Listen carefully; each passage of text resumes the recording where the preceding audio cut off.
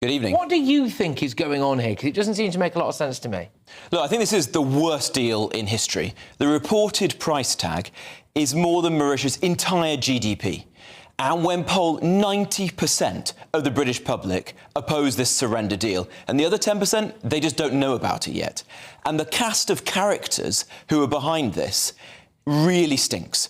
You've got Philippe Sands, KC, who is one of Keir Starmer's oldest friends and former colleagues at Matrix Chambers. This is a man who has boasted about humiliating the UK in his legal work. And then now representing the UK, our own government, is his close friend, former donor, Lord Hermer, the Attorney General. This is the man best known to your viewers as Gerry Adams's former lawyers.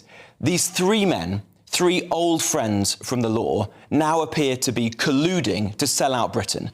This is such a bad deal that defies all logic and common sense that I think it is nothing short of traitorous. It is really letting down the British public. Because they obviously say that the wheels for this deal were set in motion under a Conservative government. So, I mean, that is true, isn't it?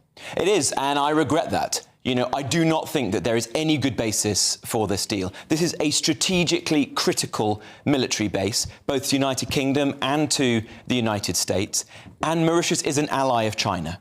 So in an age of global competition between the West and China, this is a bad proposition. So we shouldn't have entered into those discussions back in the day, but neither should they come to a conclusion now. And the price tag that is being reported, and I say reported because Keir Starmer says he's going to keep this secret, he's not even got the honesty, the courage to tell the British public how much of their taxpayers' money is going to be spent on this, presumably because we would all be red hot with anger if we actually knew.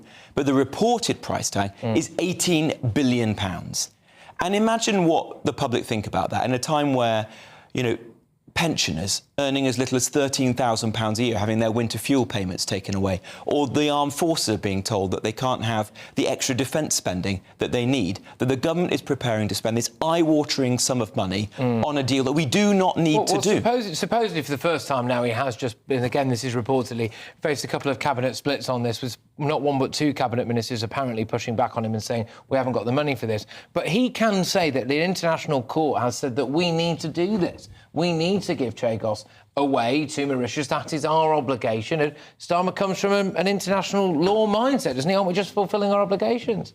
Well, firstly, it's a non-binding legal judgment, so there is no obligation on the United Kingdom to follow through and do that. And I don't think any self-respecting country would do this. Which other country around the world would give away their own sovereign territory, an extremely strategically important territory, and pay another country for the privilege of doing that? Would Donald Trump be doing that right now? Would any other Western country? I don't think so.